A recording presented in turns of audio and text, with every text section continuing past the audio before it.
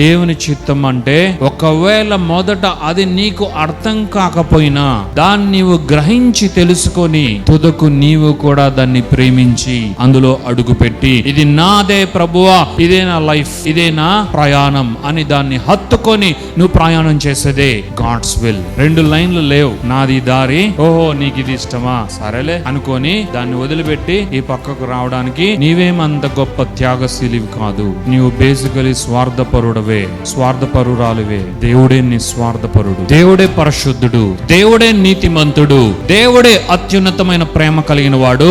ఆ ప్రేమ లేకపోతే మనమంతా చచ్చిన వారమే. అది నీ సొంత మార్గములతో, నీ యోచనలతో, నీ ప్రయత్నములతో నీవంటూ ఒక రోడ్డు వేసుకొని ముందుకు వెళ్ళిపోతూ ఉంటే అక్కడ నీవు త్రొట్టుపడి మునికోళ్లకు ఎదురు తన్నుతూ ఉన్నట్లుగా నీవు ముందుకు వెళ్ళి బోర్లా పడి నీవు నశించిపోకుండా ఉండునట్లు దేవుని మార్గము అయిన దేవుని చిత్తమును నీ జీవితంలో ఆయన విప్పగా దాన్ని తెలుసుకున్న నీవు ఆయన కృపచేతనే అందులోకి తేబడ్డావు. కానీ అది నీ గొప్పతనమేమి కాదు అని ఈ సందర్భముగా ప్రతి ఒక్క విశ్వాసి తెలుసుకోవాల్సిన అవసరం ఉంది. హల్లెలూయా.